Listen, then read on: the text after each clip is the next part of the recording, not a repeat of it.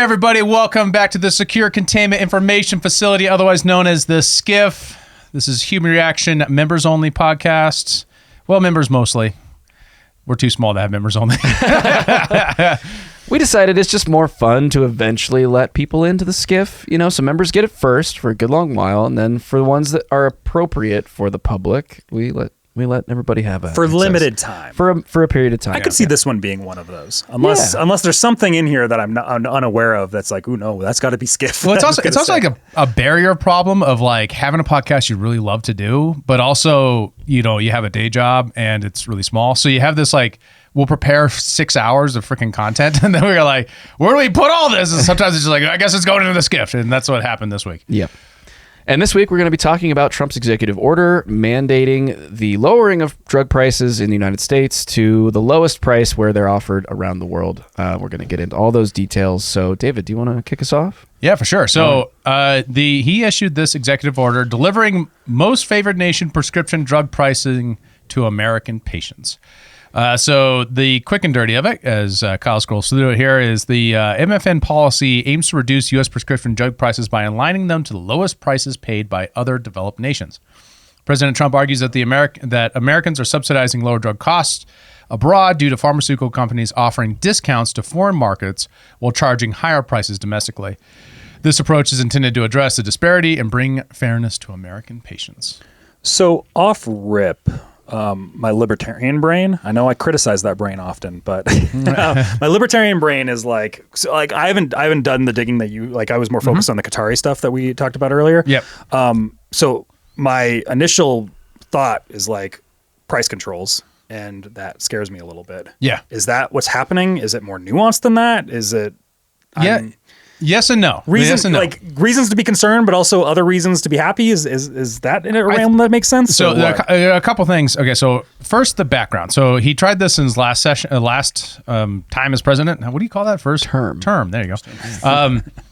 And that's why we have Joe on the podcast. Yeah, that's why to remind me what words are. I know words. I had the best words. There it is. He had a similar policy, but it got hung up in the courts and eventually actually, annulled by the court with a decision on the Administrative Procedures Act. Basically, he gave them less notice. So what this does is it gives a 30-day notice, 30-day negotiation period for pharmaceutical companies to voluntarily lower the prices to match MFN pricing after the Department of Health and Human Services has declared what that pricing is. It's to ensure that Medicare and Medicaid do not pay more for prescription drugs than that lowest price nation. It's actually, Biden actually had a similar agenda, but this is actually far more aggressive than Biden's agenda. And should government, that asks the question, is the government subsidized healthcare required economizing on price? Like, should you require the government to set what that price is or not? That begs the first question, one question, which is, why don't, one of the biggest purchaser of drugs in America is Medicare Part D. It's passed in 2003 under the Bush administration to subsidize drug purchasing from aging Americans. Medicare is for old people. Medicaid is for poor people. Just keep that in mind.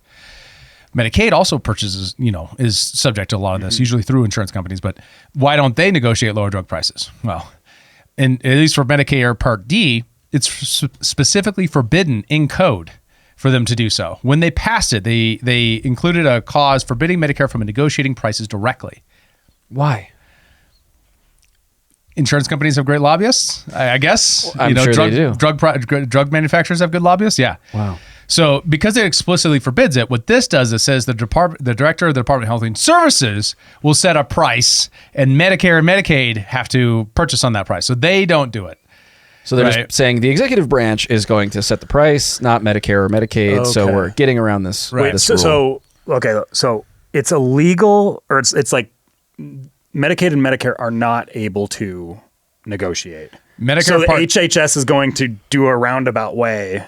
Yes. Of doing that. Yes. Okay. Yes. Okay. So U.S. Trade, it also instructs the U.S. Trade Representatives and Secretary of Commerce are tasked with preventing foreign countries from engaging in discriminatory drug pricing practices that disadvantage American patients.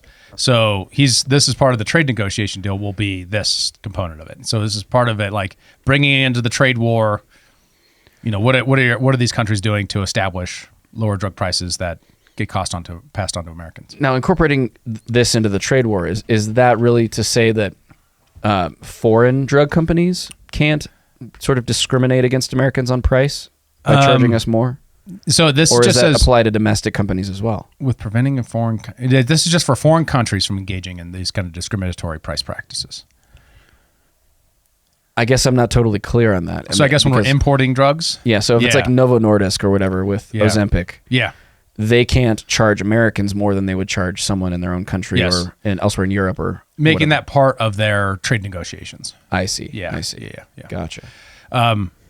And so the last part it does is the Food and Drug Administration is directed to expand drug reimportation programs beyond Canada, which we currently have a program with Canada. Reimportation? Yeah, so reimportation programs allows prescription drugs that were originally manufactured in the United States, exported to other countries where they are often sold at lower prices than they are in America, to be imported back to the United States for resale to American consumers, usually at lower foreign prices. What the fuck? Yeah, right? That just shows you how crazy the system is. So we have to ship drugs out of the country to bring them back in cheaper. Well, that just says that you can now, right? It just says that if why would you have to? Well, this is actually a normal market mechanism that would, if you have a higher than market price, usually by cartel pricing. There are historical examples of this in things like copper and iron and stuff like that back in like the 1800s, where cartels would form in Europe, and American businesses would go to Europe, buy their expanded cartel price, and then resell it in the European market at the market price. Right. So reimportation is a market mechanism to undermine cartels from fixing prices higher than they otherwise would be. Oh, I see. They would undercut their pricing. Yes. That's So what they would this take a does. hit in order to try to break the cartel's control of an industry. Yeah. Well, they would still make a margin depending on how efficient their business practices are. But that's what happened in America. You can't buy a product at a high price and sell it at a lower price and have a margin. That's positive. By volume. No. Well, obviously it was subsidized by American business as well, right? So Yes. like it was Someone's paying the cost of that negative margin. Right. Okay. That's what I mean. Yeah. Yeah, this all screams to me. There's some flaw in the market in this moment that needs to be fixed. That's what all of this screams to me. Right. Yes. And that's like where the, is it a price control, ultimately comes down to. And that's the answer to that is kind of yes and no. So a lot of libertarians are online and they're saying that this is price controls, right? And I think naturally they're having that instinct.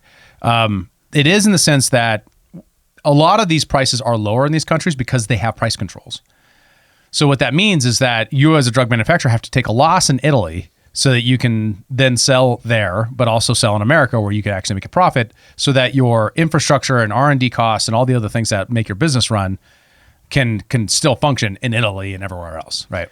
So that's partially actually what Trump is arguing because he's saying we are subsidizing their R&D. But the question is if we also price control, where will the R&D funds come from?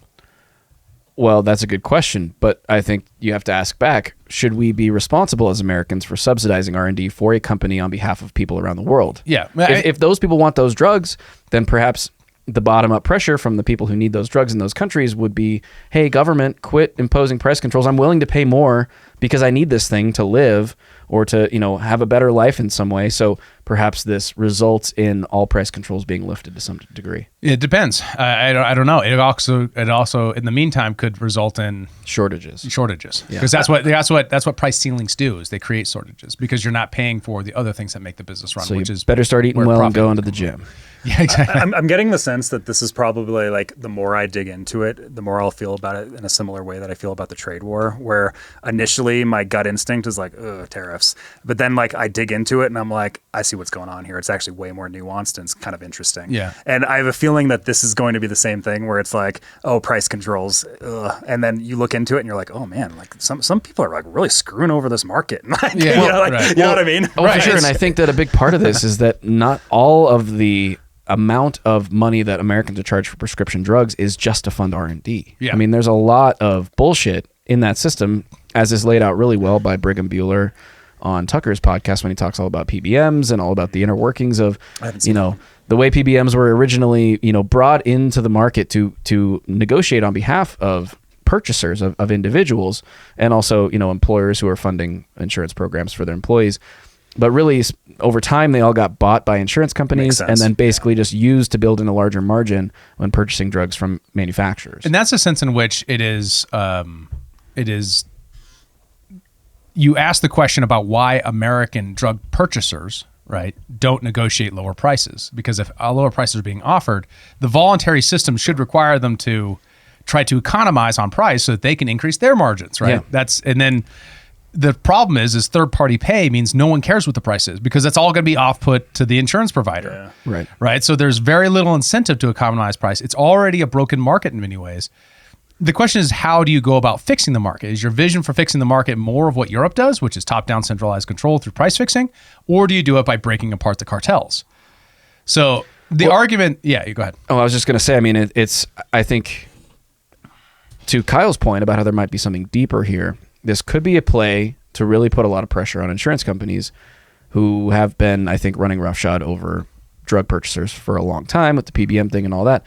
And it's just interesting to note that United Healthcare is also down like 20% I was just going to make the joke, was Luigi right?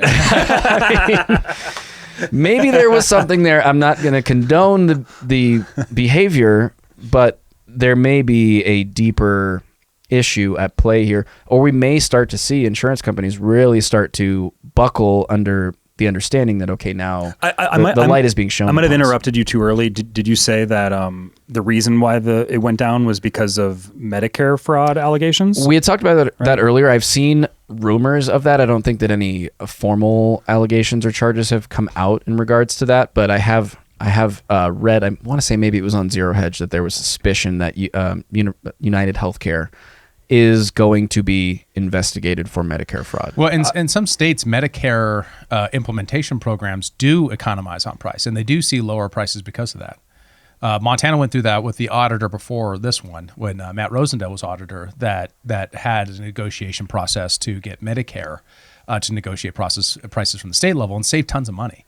For sure. Right. So if they're overcharging Medicare, that's totally sensible because Medicare itself does not give a shit about how much it pays, and that is because it's not their money, it's taxpayer money. Right. And that is a huge part of the argument around why the insurance providers in collusion with the PBMs that they own are defrauding Medicare. They're charging exorbitant prices because they can. Right. And no one's checking. Right. Well, because there's no competition in the system. Because of third-party pay, right, which only allows for you to. There's so many rules about how big a group you can pull together and how the group works together. There's all these state barrier lines that keep people from being able to register in enough states in order to scale. There's so many challenges in that market.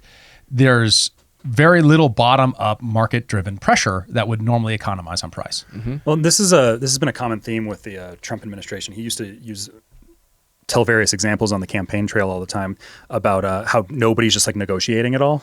And this is kind of a libertarian critique of like with the appropriations of money, like there's no incentive to actually bring the prices down when all this stuff is like state controlled and stuff like that. Mm-hmm. And Trump made that. I think I mentioned this on the main show, but Trump made that point with the negotiations with Boeing over the crafting of the new Air Force One, whereas like this money was just like the price was super high, and then Trump ended up negotiating the price way further down from what it was, and it was just because, and the only reason he could do that is because nobody else thought to negotiate. And you're just like, what a novel idea. Yeah, but like it's something as simple as that, and that's actually the thing I kind of like is you have all these like business people around him, people that understand markets, understand business and stuff like that. And you just have like people that are like, no, let's negotiate that price down a little bit, right? And there's a theme that exists there with the administration where it's like, we have all these old systems where it's just like, no, it's just the way it's always been. Mm-hmm. Right. Doge keeps finding money. It's just like, oh, it's just how it's been, Yeah. Right. Yep. So the other side of that, I said yes and no to that. The sense in which it's not a price control is it doesn't mention price controls, right? There's actually no enforcement mechanism built into the EO. What it basically says is, quote, should drug manufacturers fail to offer American consumers the most favored nation lowest price, my administration will take additional aggressive action. What is that, right? That could be price controls. It could be anything. Who knows? I mean, it could be antitrust. Yeah. You could do a lot of things. Seems like an antitrust threat. What would that look like? Well, I mean, basically breaking apart large insurers and Well, if you have drug insurance purchasers and companies pharmaceutical owning up all the companies. PBMs and stuff like that, it's probably break that stuff apart because that's one of the things that seems like a massive market disruption, right? Yeah, it could be the pharmaceutical companies themselves and going after them. They do have a lot of monopoly privileges, that sort of thing.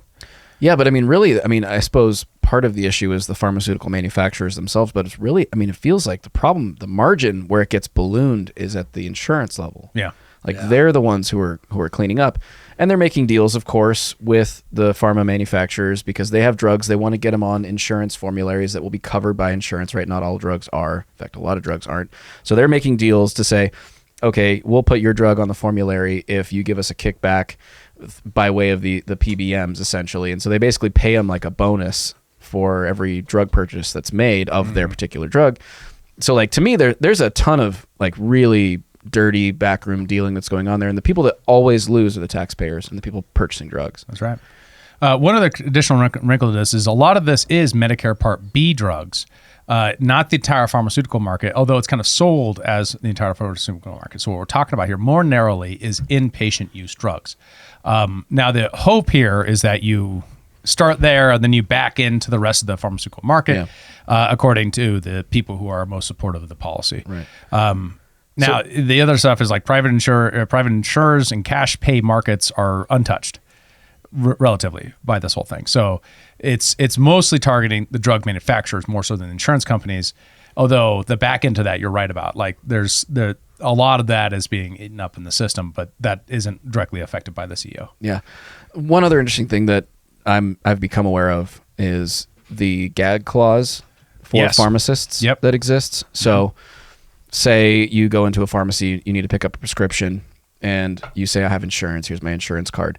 As soon as you mention that you have insurance, they're not allowed to tell you the cash price they could sell that to you for. They're legally not allowed to tell you. So how the hell do we get rid of that? You can just ban them. Right. We got to get rid of that. Yeah, you could just ban them. I mean, it seems like to me like the sort of same argument that you can't sign away yourself in indentured servitude, you can't sign away your right to speak. Right. Totally. Yeah. So as the pharmacy owner or employee or whatever, you could challenge that potentially and just say, this is a First Amendment issue. Yeah, right. Well, it's a contract law question, right? Sure. Where are the bounds on contract? And are we going to allow slavery by contract law? Yeah. Okay, so you can have normative values that supersede your contract law commitments that are you can't have gag clauses. Yeah, the price transparency thing is that's a very important part of all of this. Is like people just don't see that. Well, the rebates are especially, right? If you mandated full rebate transparency, you require PBMs and insurers to publicly disclose rebate deals, spread pricing, and what's passed on to patients, that will introduce in a system that otherwise has no prices because of third-party pay, at least some amount of market mechanism, right? And then if people realize that with cash you can actually you could save quite a bit of money, people will go more to cash, and insurers will lose out. For sure. Right. More disaster insurance, more direct pay. That would be better for most people, especially now that we have things like healthcare savings accounts that, allow for direct cash pay with a tax benefit. Story from my life. I discovered that, I was going to have a procedure done. Went to my doctor's recommended person. It was going to be like $1,500 to $2,000. I switched insurances, so that's no longer covered by insurance. I was like, oh shit, gonna have to be cash pay. How much does it be? Oh, it'll be $1,500. Not 15 to 2,000. I was like, okay. And then I called someone else who only does cash, and it was 1,000. Really? Yeah. So, I don't spend that much. $1,000 is a tremendous amount of savings. That is way better than my deductible. Oh, for sure. Yeah. So why wouldn't I? Yeah. Yeah. And would you say the quality of care between those two is comparable? Haven't had it yet, so we'll see. But, all right. Yeah. You getting Bosley Medical hair transplant? No. Turkey. Turkey. A lot cheaper in Turkey for that reason. So, and I guess the answer to that is probably obvious, but a lot of people are traveling overseas for medical procedures as well, because it's just cheaper over there, right? Well, also the dollar. A lot of people go down. dollar goes further. Yeah, a lot of people go down to Mexico and stuff like that too for a lot of things. But part of the benefit of the medical industry internationally is that you have these technologies that are developed in the West that get exported to Turkey and to Mexico, and those places have much better exchange. The dollar's so strong there that you can get a lot further on per dollar. Yeah. Well, and you also have doctors from other countries studying in the United States, getting the benefit of that education, and then taking that back to an economy where their skill set, the cost of living is lower, and so they can afford to offer those services for a significant discount over what we would pay in the U.S. for sure. I remember I was in Portugal, and I was with my mom, and my mom had an issue that she was going through, a health issue, and it was kind of affecting her while we were down there. And I ended up taking her to a pharmacy in Portugal, and the consultation with the doctor was like $30. and Nice. and then the medicine that he gave us was like $12. It was like, I was expecting us to go through hundreds Thousands, and yeah. that much in that point of time. And I was just like, whoa, it was like very shocking to me seeing how cheap things were. Yeah. When it came to the medicine side of things. It's wild. So why, I guess a question is, why is it so much? Like, why are Americans being charged so much? There's the R&D perspective that we kind of talked about. Yeah. But is there anything else to it? So Is it just Americans are willing to pay more? Is it some of that? Some too? of that. I mean, that's also because of Is that the third-party demand incentives, curve of it? right? You But know? the CBO has a report that suggests that most developed countries, we're talking about Canada, EU, Japan, they negotiate directly with pharmaceutical companies or have government mandated price controls, right? So all these other countries have that, and so that we're implementing with them. We don't have that. Also, we have more decentralized negotiation, right? Because all the insurance companies negotiate with the drug manufacturer and all the hospitals and all that those kind of purchasers. So because there's not a singular point, there's less aggressive negotiation. Additionally, when you add in the fact that a lot of this is American ossified industry, right? This isn't a foreign country. So a lot of these pharmaceutical companies are based in America. So, yeah. And then drug companies can set higher prices in the U.S. markets based on what they think the market will bear, right? Because we're wealthier, they charge us more. makes sense. And that's what every private business does, right? Sure. Someone comes to you and says, I want photography services, and they're wealthy. And you're like, well, I've been thinking about a price increase. That's not really how. I mean, that can be the case in some senses. Sure. Usually, it's if we're going to talk photography. Somebody comes to me with a single family home in Bozeman or something like that. I'm going to charge them the single family home rate for Bozeman.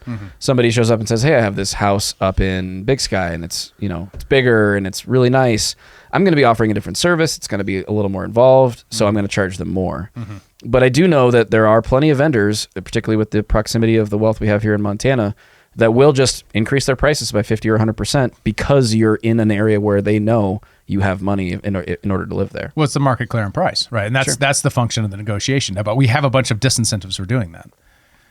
Like what? With third-party pay, right? Because the insurers don't pay it, right? The hospitals charge the insurers. The insurers pay it through your insurance payments. Yeah. So if people were buying directly, you wouldn't have that problem. Or if you're having, for example, and one of the reasons why a lot of countries implement price controls is because they themselves have third-party pay. So it's a way to make up for that a negative incentive.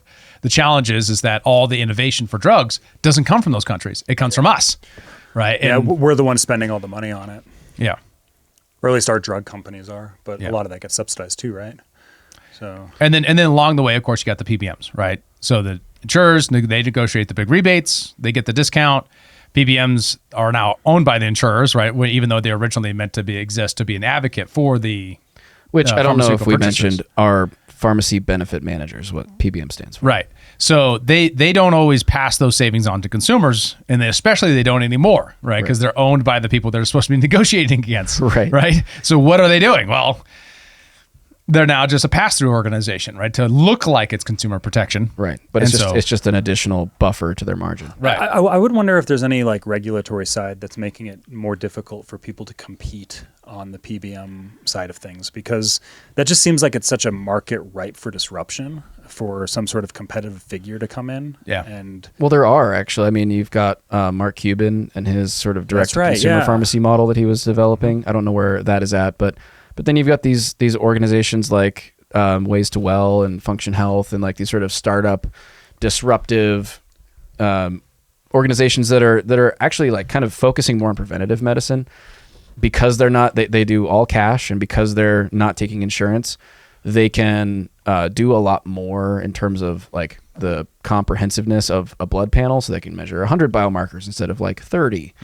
And then they'll, you know, basically tell you, here's how everything turned out, and you need to focus on this, this, and this, make these lifestyle changes, putting people more in the driver's seat of like how to actually live a healthy life, instead of just like, oh, you have this problem, here's this drug, you know, now they just push them into the pharmacy, you know, insurance system. That is always the thing that I've felt, is that in the West we've become so oh, you have a problem? Here's a drug for it, right? And nobody's really focused on the underlying, or like, well, why are you developing these problems? Right. Right? We treat symptoms, not root causes. Yeah, exactly. And that's just like the big problem with, I think, with the advent of new technology as a whole, people have become so self-reliant on that, so they don't curb those problems before they happen. We also have that same phenomena in cash pay with direct patient care, which is more of a typical, like, go to the doctor when you're sick sort of situation. But by using a subscription service to a medical professional who can then give, you know, write prescriptions, all that kind of stuff, you do that all with cash, you save tons of money. So people are getting disaster coverage for insurance for like the worst case scenario. You've gotten a car accident, you've gotten cancer or some metabolic disease. And then, you know, for your everyday doctor stuff, you're paying a subscription to a doctor for their access. That both benefits the doctor and benefits the patients, more patient time, and, you know, great results for people that really like it. Most states still prevent direct patient care. And we can't use direct patient care for federal benefits like using direct patient care on your medical. So if you have a healthcare savings account, you don't get that benefit for DPC. Yeah. Why is that? Because that's a federal law. Why is that? They haven't updated it for direct patient care. Why is that? Lobbyists, that's why. I'm just acting like your 7-year-old or whatever. Yeah. It's just like, why? One of the other barriers for disruption, at least in the pharmaceutical marketplace, because that's where a lot of this is. We're talking about giant corporations, right? Is because we offer patent protection, and then we have this process of evergreening, right? Where they issue a patent for a new drug, and they get a monopoly benefit for that.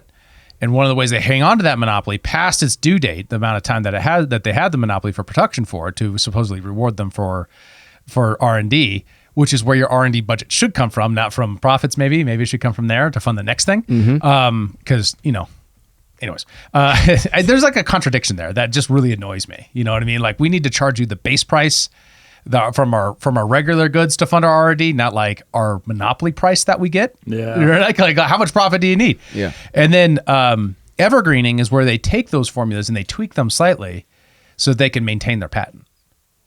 So they basically just patent up all the close derivatives of a given drug and then just insulate themselves from ever having any competition in that whole area. Yes.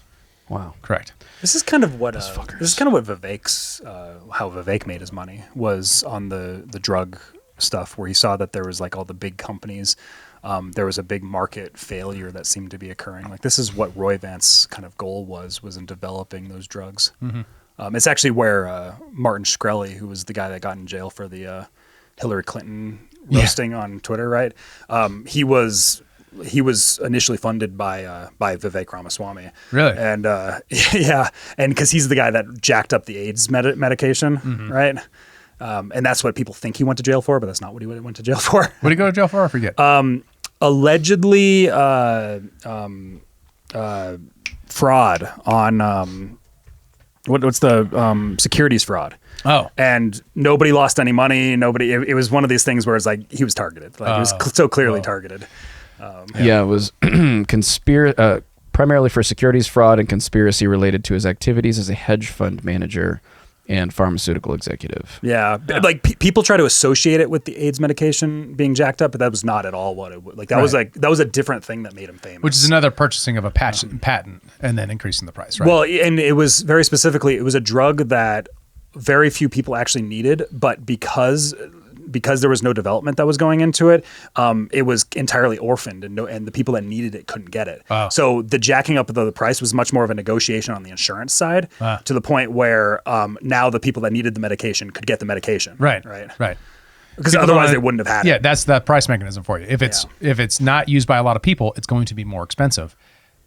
But therefore uneconomical if you lower the price, so you have to have a high price. Yeah, and I used to know more about it. Like, I remember looking into it when he kind of got out of jail. But it was one of those things where even he was just like, it's an insurance company problem. Like, it's a fault with the system of why it had to be so high. Like, he was doing what he had to do. Yeah, right. to turn a profit for the company and stuff like that. Right. Interestingly, in his case, the fact that he did raise the price was what drew scrutiny into his financial dealings, which is what revealed the securities I stuff. think what drew scrutiny was him targeting Hillary Clinton with I all think these that jokes. that too. Because it was one of these things where like Hillary Clinton in the 2016 election was like criticizing him on the campaign trail. Right? Like, Yep, it was, Yeah, he it was became like, kind of a symbol. These terrible drug manufacturers, like, and they were using Jacking that as up the prices. and then he was a vocal Trump supporter too at the time. There you go. That doesn't help. Yeah. One additional one, and this is maybe controversial, is the FDA makes R&D in America far more expensive than it is in other places. You don't say. Right, both because they're outdated, like process stuff like that, but also America has a dual mandate rather than a singular mandate. Most countries require their regulatory process to just prove safety. The FDA in America requires them to prove safety and efficacy. Seems Before they can be reasonable, approved. though. Well, it just makes it more expensive, right? Because that means you have many more trials Sure. to prove how effective it is before it can be approved. Now, here's a as question. opposed to just safe. Okay, so let's play this out really quick. So, do you need the efficacy mandate in the dual mandate? Because we do know that the placebo effect works. Yeah, right. So, if you just knew a drug was safe, didn't know if it was effective, but you thought it was effective because it was recommended by a doctor who's Yeah. credentialed and you trust, whatever, and you take it and it works for you, it's effective. Yeah. So you don't actually have to know if technically speaking in double-blind placebo-controlled trials, it's actually effective. Right. I think the singular mandate at least acknowledges how difficult it is to know whether or not a complex biological system like health, is effective or not. Right. It kind of assumes that we can just know that and therefore prevent it from entering the market on effectiveness ground. And that's a separate question from whether or not we're good at testing safety, right? Sure. Because this is the same process that said the COVID vaccine was safe, Right. right? Which, by the way, Grok still says the COVID vaccine was safe. Well, I mean, to what degree do we really know that it was or wasn't safe is a very difficult question to answer. We know. And maybe we know that more now, but mostly through anecdotes, not through study, right? We knew that Sure. through experience Well, of having it in the marketplace. We actually not through, did know from studies that it was not safe or effective. Its relative efficacy was based on the fact that basically 2 people that got the vaccine, one died and one didn't. So that's 100%. So and what I mean is like that's not good science. It's bad science. Number and it's- one. and Number it's- two, we really know now its lack of effectiveness, at least in the claims of transmission. Yes. I don't know about hospitalization rates. I've seen all sides of that. I don't Sure. know what to believe. And whether or not it's causing these secondary order consequences years down the road. We couldn't have tested that and actually had it come out for people to use. So what are your trade-offs? You can't do that with any drug. Well, so then you don't even Exactly. have the singular mandate of safety. So Yes. what is our barrier to? We shouldn't have it. It shouldn't exist at all. You abolish the FDA, you should have liability be Okay, the yes, thing well, that I governs completely it. agree with that. Yeah, because then you're actually negotiating for the long run and the individual consequences of taking it, For sure. right? As opposed to what we currently do, which is insulate them from liability and then say, but we put some scientists in charge and they said it was safe. So therefore, if it didn't work for you or if it made you sick or killed you, well, go pound dirt. Yeah. But on the safety piece, I mean, it's had orders of magnitude more VAERS reports written, the COVID vaccines, Yes. than like any other vaccine ever You're created. talking about like the vaccine Adverse event reporting system. yeah. It's I mean, I don't even know what the number's up to now, but it was like tens of thousands as compared to like when a vaccine gets to 50 adverse events reported, it's pulled. So Well, yeah, and very just, unsafe. yeah, just the injury thing, because like it became so non-kosher to be able to talk about injuries, and you had a lot of celebrities that got injured too. And when they talked about like, hey, I had a problem after getting the vaccine, it's like, you can't talk about it, you're canceled. You're canceled. Yeah, like Yeah, there was Eric a lot Clapton. of that stuff. Yeah, like famous celebrities, like big celebrities that aren't really political people, too, No. right? No. Yeah. Yeah, but that's one of those challenges too. Is like it's difficult to know what it'll mean for individuals, and it's even more difficult to know what it means on a population scale. Yeah. Right. So what's great about court processes is negotiating injury is that it's based number one on facts of what actually happened, not like a stipulation about what might happen. Sure. Like the regulatory process is, and two, it gives the individual a way to negotiate their injury because you have everything. The difference between like someone who's paralyzed for life and someone who had a cold for a very long time, right? And we can't treat those two things the same, right? So and then like the individual facts of their case. What was their lifestyle? What are the other variables that could contribute to that? You're actually negotiating that out in like an adversarial process, not just a singular entity saying, it's safe, it's effective, go. And people trust that. They think it's like the same thing. Like that's God talking, and actually it's just a bunch of nerds at the FDA. Well, and actually, they're not even the ones doing the studies. Right. It's the manufacturers doing the studies. Yeah, for themselves. Well, it's like on the vaccine injury side, like I took the vaccine. I had to take the vaccine in order to get into Canada. Like I held out for like a year and a half, and I finally I had to get to Canada. So 95% of my family's up there, and when I took the second dose, I was out for days, like the sickest I've ever been in my life. Like could barely move, could barely like get in the shower, could be like it was rough. Like I thought I was gonna die. Damn. Afterwards, like it was like literally the sickest I've ever been in my life, and I was just like, what the fuck did I just take? And it was one of those things where like I was a vaccine skeptic, but I took it because I had to travel, right? And then when I heard all these stories of other people's problems, it's like, I get you, man. I know exactly. Like the idea that somebody probably had it worse than I had is like, I could imagine it. Like, yeah, for sure.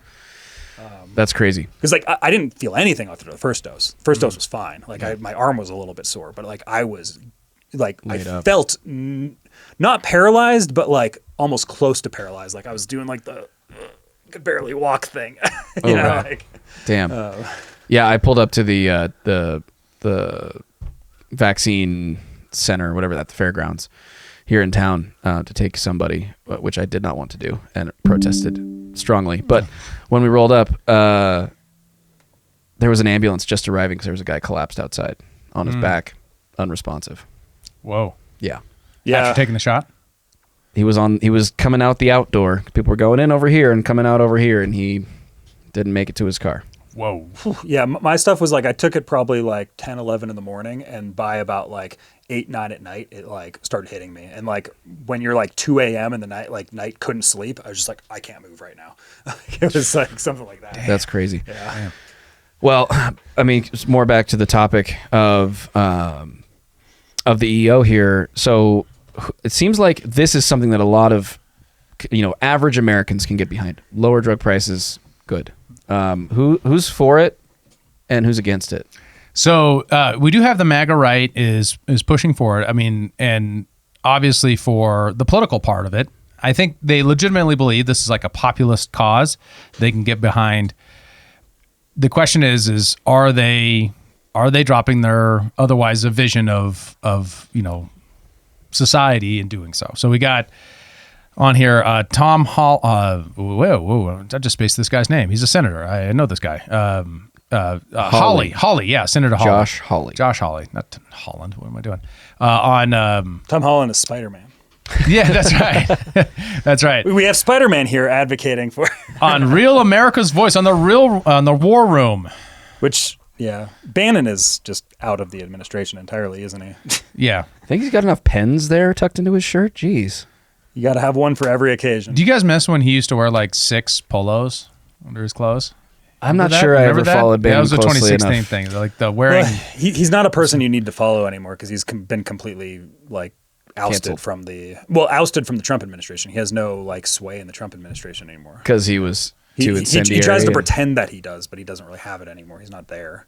So he's like lobbing bombs from the outside. Yeah, people still look at him like he's influential, but I agree. I'm not sure he is anymore. He's an interesting figure. Like, don't get me wrong. Like he had a very interesting interview with Tim Dillon recently, or a few months ago. Like he's still an interesting figure, but his actual sway when it comes to the Trump administration, I don't think exists like at all anymore. And he went to jail for it. Like, it's can't blame him. Can't blame him. Yeah. Is this what you're talking about, David? Yeah. How I'd wear Polo like inside multiple polos. Yeah. Like a polo shirt inside of a collared, like dress shirt. Yeah, it was a weird. Put that in the notes. So after you play the clip, I'll show it up so people can see it. All right. Okay, yeah. So here is the clip of them talking about it. We need more Republican populists in the United States Senate. We need more Republican populists in Congress. We need them to support things like my new prescription drug bill. Here's what it does, Steve. It caps the price of prescription drugs in the United States of America, period. Here's how it caps it. It says that what these big pharma companies charge overseas in Europe and in Canada, whatever that price is, That's what they ought to be charging Americans. Right now in my home state of Missouri, we are getting charged 2 and 3 and sometimes 4 times as much for the same drugs that Big Pharma is selling in France and Italy and Canada and wherever else. It is ridiculous. We are paying in the United States of America, we are paying for everybody else's drugs worldwide. Big Pharma knows it. They are lining their pockets with our taxpayers' dollars. It is outrageous. So what we ought to do is what the president proposed. By the way, Steve, this is the president's idea. He proposed this in his first term. We ought to write it into law. No more ripoffs from Big Pharma.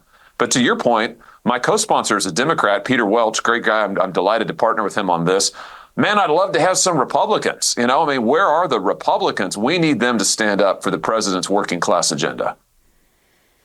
Another piece of this, and I was just thinking about that as he was talking, was I imagine a big factor for drug prices being, and the ripoff of monopolization that comes with the drug prices, is IP patenting, right? Oh, yeah. Wouldn't that be one of the major things that, to me, that almost feels like that's one of the things that should be targeted here, of get rid of the crazy patenting system that exists so that these ripoffs, so that there can be competition that actually occurs in order to get around the ripoffs. In the making of it, right? Yeah. But the challenge is you got to do a couple steps. You got to do that, and you have to do a lot of the other steps where pharmaceutical companies are obviously taking inflated profits because they don't have any price transparency because no one pays the price. So, and then like gag orders, stuff like that too. All that stuff follows. There we go. Yeah, there by the he way, is. Polo on polo? Or dress shirt on polo? Dress shirt on polo. You'll find ones that he's actually wearing 2 polos. I swear to God. That can't be a false memory. I've never heard Just looks like a homeless man. It's a little chilly out, so I'm going to put an extra polo on. I've never heard this criticism of the polo on polo guy before. It's never registered. This is new to me. It was everywhere as somebody in who's 2016. followed Steve Bannon quite a bit. This in the was past. everywhere a while Wasn't it a ago. thing kind of in our childhood, like in high school, where multiple polos was a thing? Yeah. Yeah. It was Was kind he of like a prep kid maybe sort of thing. Maybe in your generation. And you popped the collars, Yeah. that was the whole thing. Oh, yeah. They brought it back in 2016. That was like the MAGA aesthetic for a little while there before Bannon went out. I feel like this is a your generation thing. high school preppy fashion was the campaign attire dress code in 2016. Under Bannon it was. I'm serious about that. I remember it, dude. Yeah. I remember it. Yep. So Anyway, but you're right. What the solution range that we've already discussed, I think attack these from different angles that are probably more viable, but they're less politically viable. It's a lot easier for all those same populist reasons that was just brought up by Senator Hawley, that they're going this direction because you can easily villainize and then simply explain how it saves you money, right? We're going to require them to charge you less. It's easier to explain than we're going to reform patent law and eliminate gag orders and eliminate PBM purchasing by insurance companies or whatever the other policies could be.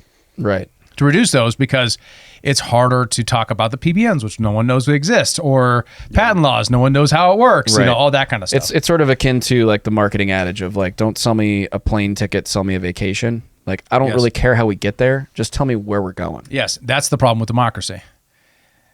Yeah, that's Most people don't- actually a major issue with a lot of the Trump administration stuff, and where a lot of people think there's a communication problem, is often there's kind of what is presented to the public versus all the behind the scenes stuff that needs to happen.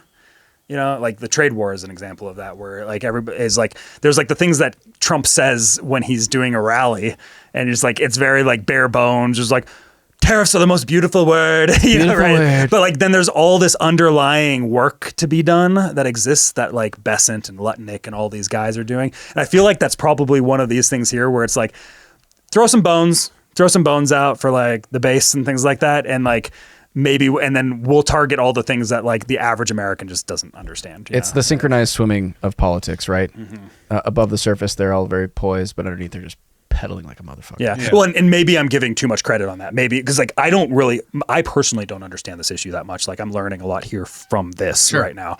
So I'm just I could see that being a factor that exists in this. Yeah. We don't have any indication that I was able to find so far that there was more going on here. Other than that, you do have stuff that's in plan. I've heard rumors about from the Secretary of Health and Human Services about where they want to go in terms of trying to curb prescription drug prices. But the challenge is, and this is always what it comes down to the Trump administration, is because they don't have a Congress they work with, none of these things are real policy changes. They can only operate within the bounds of EOs. Otherwise, what's going to happen is what happened last time with this policy, which was it was held up in courts and then eliminated because it did not follow the Administrative Procedures Act. So they have to work within the bounds of the powers Congress has given them, and they may not have the power to just change that. So it seems like they're really fighting for a battle of public opinion right now. They need to get people in support of the administration's objectives, do really popular things that show results for people, so that when the midterms come, they can put pressure on these senators and reps to actually get on board with things or be primaried out. Right. And that's just the challenge. It's like when that same feeling of being an alien that you get all the time whenever you're trying to seriously engage in public policy questions of how to make things better, is all the things that would actually make things better or all the things that there's no political incentive whatsoever to do. Right. Because the vision is one of minimizing government involvement through strong protections of individuals' property and ability to negotiate those differences and disagreements through the courts. When we're operating in FDR's government, we're not going to find the solutions that are so easily found, without a major change to the congressional system. Yeah. Trump often also kind of treats EOs a lot of times as like, this is the broad direction that we want to go in. This is kind of the end, and now make it happen. Yeah, He kind of just does that sometimes. And he even said that in the early days of Trump 2.0 administration. He said this in regards to Doge, where he was saying like I make an EO, and sometimes you just think like it's just going to happen. But like Doge is playing a role where they're like, no, they're actually going to make it happen. Yeah. Right. Mm-hmm. And that's where I could kind of see this EO being in. It's just like, this is broadly, we want prices to go down, figure it out. Right. That could be some of it. I think that's especially true with the trade bit. And it does seem to me that if what they do is they get this across the line, they see a reduction in prices, things don't collapse. All of Congress is doing right now is trying to pass a budget and try to pass a tax cut. That's all they're trying to do. The tax cuts are developing. We do have some early signals about what that might look like. Continuation of the Tax Cuts and Jobs Act from 2017, but also some additional new tax cuts. Once they're done with that, what's the next agenda item, right? Could it be a Republican healthcare reform bill, right? And what would that look like? Well, you could do a lot of these kind of changes that we're talking about much more systematically in approach. Are the Republicans interested in that? I don't know. Maha's got to clean up their act. Well, there's a lot of money out there resisting that. Yeah, also that, right? Yeah. And then the institutional actors of the Republicans are not as sensitive to the populist pressures that the president is. Right.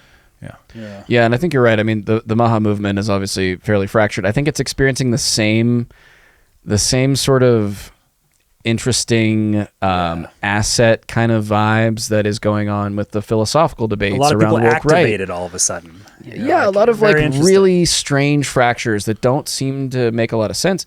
To what degree is this, just various factions vying for like the cultural supremacy within their particular area, or to what degree is it people who are actively trying to disrupt progress in a better direction? Yeah, it's hard to know because the Brett Weinstein Tucker Carlson interview, they talked about this because Brett was a very big figure in kind of early Maha, helping with RFK Jr. Yeah. And he's one of the guys that was very early on very skeptical of the vaccine as an evolutionary biologist and had a lot of things to say about that. Constantly going to war with guys like Sam Harris, who has no specialty in that area. But they were talking about that as somehow Israel-Palestine split a rift between Maha, and everybody in Maha is fighting over that right now. And you're like, well, that's that's just strange and interesting that's the case, that would be the case. And you're like, it makes you wonder if there's more to it, and if there's purposeful design in an orchestration of a plan that exists there.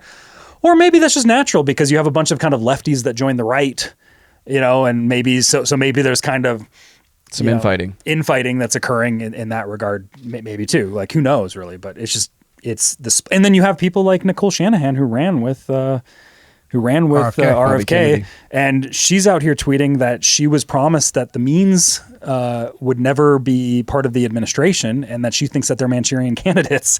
You're like, well, that's interesting too. Yeah. And there are more people than just her that feel that way. A lot of the OGs from the COVID era who are sounding the alarm on the vaccine and the lockdowns mandates feel similarly because the means kind of came out of nowhere. They weren't good enough on the mRNA vaccine is kind of what seems to be what they're saying. It was never really their issue. I never followed it, so I don't know what they're more about metabolic disease. It was never their issue. Yeah. So Casey Means went to Stanford Medical School. I believe she graduated and became like as a top of her class, like great surgeon, left the medical profession almost immediately because, apparently she was kind of just disenchanted with the whole model and saw all these flaws with, billable hours and the way it was basically just like a factory farm for medicine. Mm-hmm. And then, went that way. And then obviously her brother, Callie, was a former lobbyist for big food like Coke and Pepsi and stuff like that. Saw whatever he saw and decided that he didn't like it and left and is doing what he's doing now. So there's a lot of people out there. I mean, I would say a group of people out there, I don't know how many, who certainly have suspicions about their very meteoric rise into prominence and their distinct focus on food specifically and their relative ignorance of the issue of the vaccines. Like that's the big rift that I've seen develop. And I've seen it voiced very aggressively in some situations where I did not think that it was actually really effective, because to me it's like, I don't know, you can treat them one of two ways. You can treat them like they're just straight up bad faith actors. You can just assume the worst and you can say there's no saving them.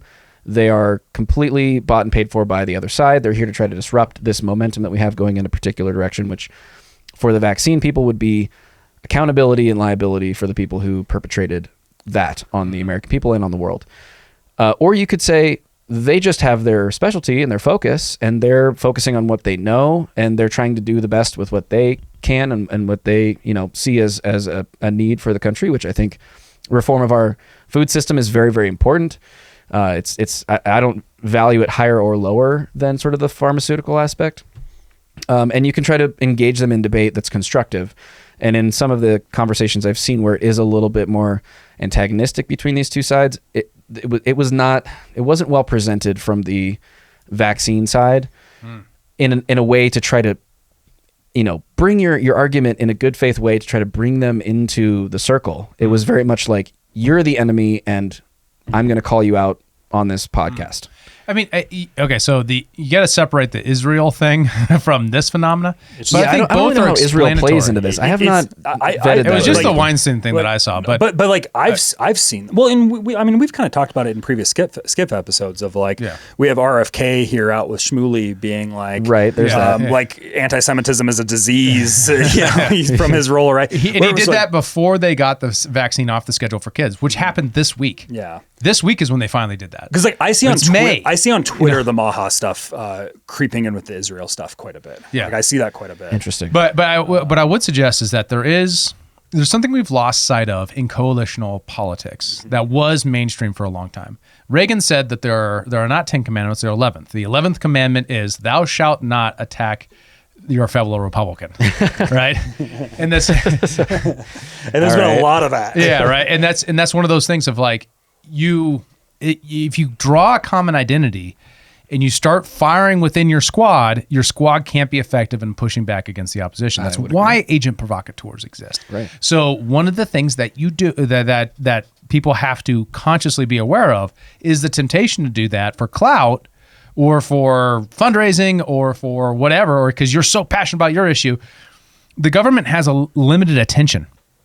Right? No matter how big it is, it can't do everything. Right. So therefore, if it's food or vaccines, now your group has to decide which one's going to be the first prioritize. One. Right. And if it seems like the means are in now, so it's going to be food, even though RFK has kind of talked about both, maybe that's what that's signaling, and therefore Shanahan feels like she's pushed out, and there's not going to be reconciliation on the vaccine thing.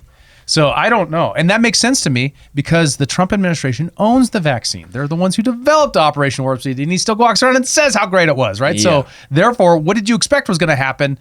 Of course, they're going to focus on the food, which is probably the better case anyways, if only because it is looking forward, not backwards. And you build your movement off of forward momentum, not through justice, it's through peace and like trying to build better systems. Well, and it's that thing too where the means is, because I've only really just seen them on the major podcasts like Tucker and Rogan and stuff. That's the only thing I've really, because it's an area where I don't pay a whole lot of attention. It's not my like critical era that I look at, right?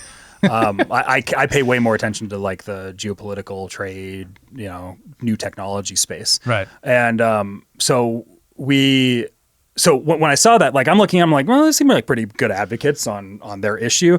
And like as an outsider, it looked to me like, well, if they're like agent provocateurs or they're like controlled opposition, like they're very undercover. Like that's what it felt like to me. Like they must be very deeply undercover. So like it came as a surprise to me when I saw the Shanahan tweet, because I was like, I didn't even realize this existed, this rift of like these people being like thinking that the Meanses are Manchurians. That was shocking to me. Yeah, actually. I really just see it as there's a separation between the world that the Means come from and the world that a lot of the opponents of them come from. And I think it's a willingness to engage. There's a spectrum of willingness to engage in deeper and deeper malicious conspiratorial ideas. Oh, okay. Right. And they're on the near side of it because Callie is a lobbyist. He's a marketing guy, really, by trade, right? He's a salesman. And so there's a line you have to walk where if you go too far off the deep end, you just can't get through to a lot of average people who are not willing to go there. He has a bit of a corporate feel too, which often feels phony for a lot of people in kind of the more conspiratorial space. They often try to pierce through corporate phoniness. Yeah. Like, and he's got like the corporate type of feel to him. He's too slick. Right. And I think that's a problem to be addressed because there is a lack of authenticity, and perceived for sure.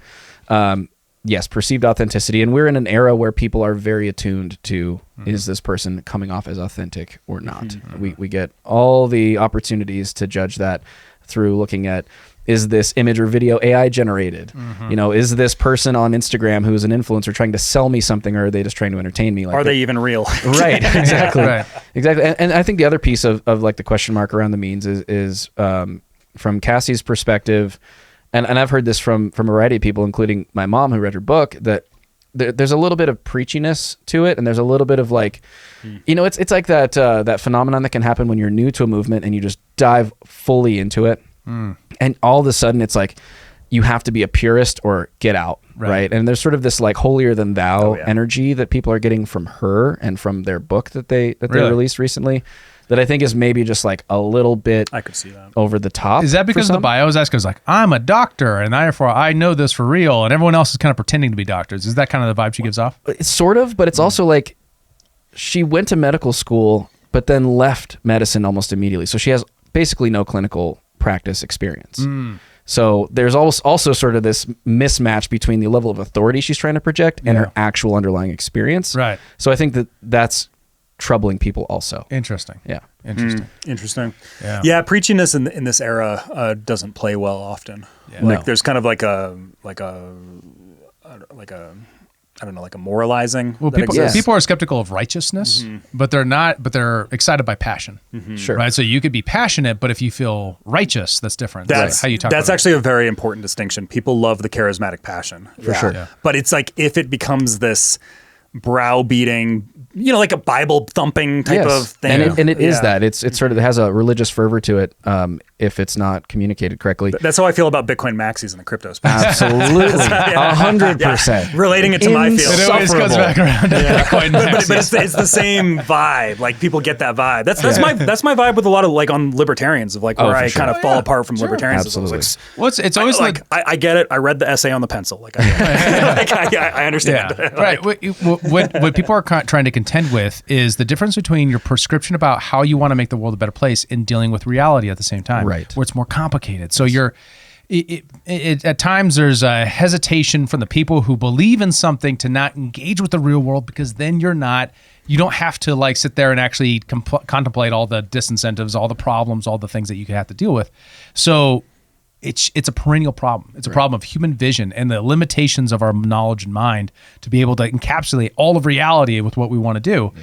So you can set an aim, but then when your implementation of that aim is always going to be messier than the aim itself. Yep. So how do you get there? Right. That's the ultimate and the hardest part of it. Now they have power. They have the Health and Human Services Department. What the hell are they going to do with it? Right. Well, apparently anti-Semitism is a disease. And that's all we know, right? I mean, like, that's the problem. Well, they're doing some stuff. But that was kind of like the early months. It was just like, I think everybody was expecting. Well, One thing, I think with all of the different agencies under the Trump administration, people were expecting too many things too fast. Yes. So like there's that factor. But then in that time where it's just like, let everybody get a grip over their agencies and figure out, like, deal with personnel, figure out what's going on, that type of stuff. It was like in that time period, RFK was just like out there with Shmuley, like, it's a disease, you know, like in your face. And everybody's like, what?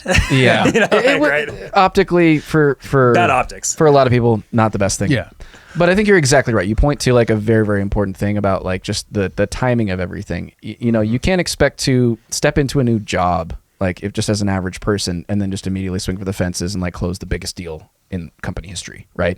Which would be like prosecuting the Epstein client list or you know, peace in the Middle East. Or peace. Well, I mean, that one might be a little bit 24 of an hours on outlier. Ukraine. What happened to 24 hours? Yeah, exactly. Only Trump can promise that people, and people are like, oh yeah, I bet he could do it. You know what I mean? It's like, Exactly. maybe not. Maybe we should have more reasonable expectations. Yeah, you can't expect like Anthony Fauci to be in handcuffs in the first 100 days, or whatever, Right. because I think there's like just practical like procedural steps you have to go through, like.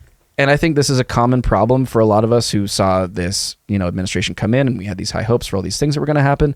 You have to build cases. You have to understand the nuance. You have to understand personnel, because if you just all of a sudden go for, hey, we're going to drop this big thing right now, you don't know who's really on your side yet. Right. You don't. That might have been what happened to Pam swings. Bondi on the Epstein files. She probably was like got way over her skis. Like, we're gonna came in first aid, get me the Epstein stuff. Got together like, I got the Epstein stuff.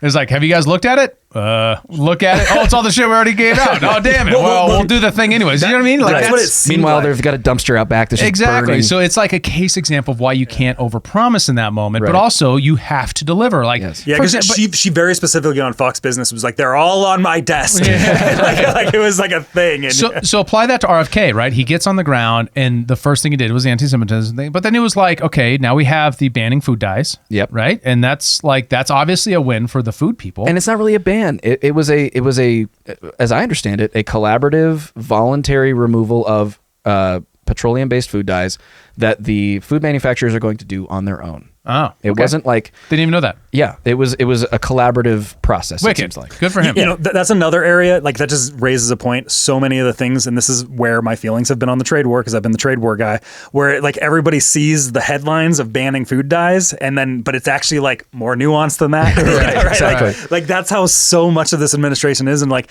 that's the unfortunate nature of like, there's so many things happening. Like it is a 100 days of just a policy blitz. It's like, this is all the things we're doing. Yeah, and now it's like, okay, now rest and now Right. we're going to do those And things. they have- but you have to, But going to it, settle like, in, right? but then only Exactly. this week do you get the vaccine schedule reformed, taking the COVID vaccine off the mandated vaccine schedule for children. Yeah. Right. So like, Huge. that's a really big freaking deal. Well, Like, it's huge. why couldn't that happen in week 2? I don't know. But it seems like you kick in the door, you say, we're getting the vaccine off the thing because that's why I was elected. Make it happen. And then if it takes 5 months, you start firing motherfuckers. You don't just sit there and just be like, well, we'll get around to it. Like, Jesus Christ, dude. Well, I think You're editing a document. You're editing one document. I'm going to turn my volume down in my headphones. sorry. I got to back away from the mic. But that's all you're like. I'm just saying, I get it.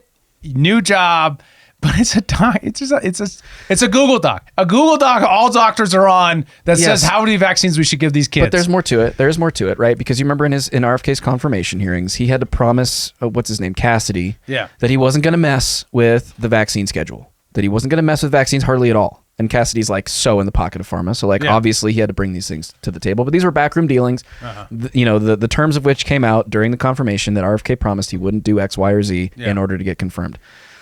Obviously, once he's confirmed, there's like relatively little that senator can do Right. to like reprimand him. I don't know. You might know the procedure more. just complain. That's all we can do. So I feel like there was maybe a period of cooling off where it's like, okay, cool, I'm going to get in here. I'm not going to make any waves.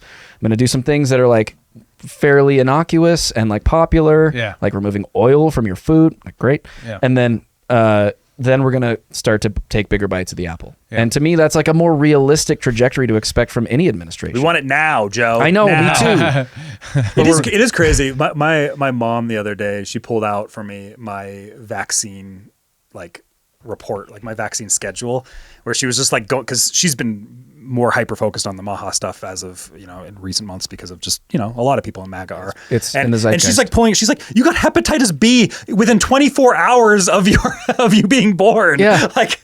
And she's just sitting there like I didn't know. Like I'm just listen to the doctor. It's the 90s. We don't have the internet. Like it's like I know. My mom's like, I feel so bad for the stuff I did, and I'm like, well, how did you know? Like how would you know? That's the crazy thing is like now because of the internet, like people are like, whoa, like. Maybe we should hold off on some of this stuff. Maybe we should. And it was actually like we were thinking about it. We were discussing too, where as I moved to Canada when I was 7 and I lived there for a few years, and it was like vaccine day in Canada, and like all the kids in my class had to go get their vaccines, and they're looking at my stuff and they're like, Kyle, you got all these stuff like 5 years ago. You're ahead of schedule. Like you're way ahead of schedule.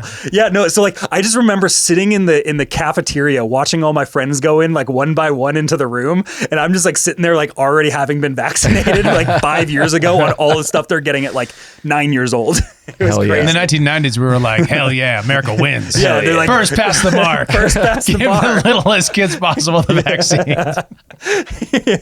Different era. It's a different era. Different era. But it is still really hard out there for people who want to take the alternative path on vaccination for their kids. Yeah. I have a friend who is his daughter is being threatened with removal from her school because they don't want to vaccinate her. Yeah. So it's not like the whole tide has turned and now we're in a totally different place. Well, I mean, the challenge is most of that's state law. Right. Most of those rules related to schools have nothing to do with the feds. Interesting. So, like, but culturally speaking, like just the Yes. Right. like there's not there isn't school choice around the idea of we're going to open a school for kids who aren't vaccinated. I guarantee you there are bills in that state legislature that are not being voted for that. Interesting. Right, yeah, because in fact, my first interaction with vaccine stuff was all state level stuff, well before Maha was a thing. We're going all the way back to like 2015. There were bills trying to create more exemptions and allow for more flexibility for vaccine injured and for people like that way back then. And that mostly, because the biggest barrier on this stuff mostly is states. Yeah. Right, the state laws. Yeah. By the way, did you guys see that Montana just banned lab-grown meat? Governor Gianforte signed the bill. Yeah, yesterday. I heard about that. That's stupid. But I know. But speaking of Maha stuff, would you eat a lab-grown steak? Yeah, sure. Would you make that a staple of your diet versus? No, I don't know enough about it to make a staple of my diet, but would I try it? Hell yeah, I would. Why not? There's no shot I'm putting that in my I'll body. try anything once. It just seems gross. I'm sorry. Yeah, it's all that just time that Kyle's been going to Canada, it's been actually Thailand the whole time. Try anything once. No, that's Or human, multiple times. No, that's human trafficking. I'm not gonna do that. The ladyboy phenomenon is like a human trafficking phenomenon. I'm against that. Yeah, good. Take a principled stand. I'll take a principled stance against human trafficking. But Appreciate not lab that. grown meat. So I don't know the arguments on lab grown meat, other than the fact that it appears to me that we're at least a big component of this is a naturalist phenomena like argument as its Well, I think centerpiece. it has economic implications too. It's about supporting Montana ranchers as well, so sort of protecting industry. How would you distinguish that from protectionism? Well, I wouldn't, but okay. that was the case made by Gianforte. in That's his dumb. statement. We shouldn't do that. All right. Right. If it's a health thing, if it's like this is going to kill you, then I'll be like, oh, okay, all right. I think there's a lot of questions. Right. What are you feeding that lab-grown beef? Well, is it a grass-fed Well, we're lab-grown beef? going to run the experiment now. That's what we're doing. Why What don't if, we what if it was chemically the same? Why don't we do some double-blind, placebo-controlled, randomized trials on, what happens, a long-term safety study on lab-grown versus, It's just, grass-fed? that's the challenge. It's so David, you challenging. switch your diet to lab-grown meat. Joe, That's not fair. I'm way healthier than Joe. That's That's the bullshit. starting point. You might have more muscle mass, but you're not healthier than me. I mean, you might be. I don't know. Anyways, maybe we should bring this thing to a close. All right. We're I'm over having time. fun though. Yeah. All right, guys. Hey, thanks for the conversation. Thank you for tuning in, everybody. Please do if you'd like to, invite anybody to support the show. Send them to humanreactionpod.com. They can find out how to become a member, and we'll see you in the Discord. We'll chat about all this stuff. Do you think the means are agent provocateurs in the Maha movement? Are they just misunderstood? Are they doing the best they can? Let us know in the comments and jump in with us in the Also, Discord. I am going to commit. I am going to consume the entire Candace Owens, Brigitte Macron documentary because I've been putting that off for a long time. And I know we have a lot of people that found the podcast because of my coverage of the Brigitte Macron thing over a year ago that have been demanding this. Yes, So yes. I am going to, next SCIF episode, Brigitte Macron. or Jean-Michel Trogneau. Ooh. Demand meets supply. Because I have read through all of Passard's documents. I did over a year ago, and it's fascinating. So we will do a SCIF episode. I am very much looking forward to that. Thanks so much for tuning in, everybody. For David Rand, Kyle Mack, I'm Joe Sheehan. This is the SCIF. See you next time. Peace.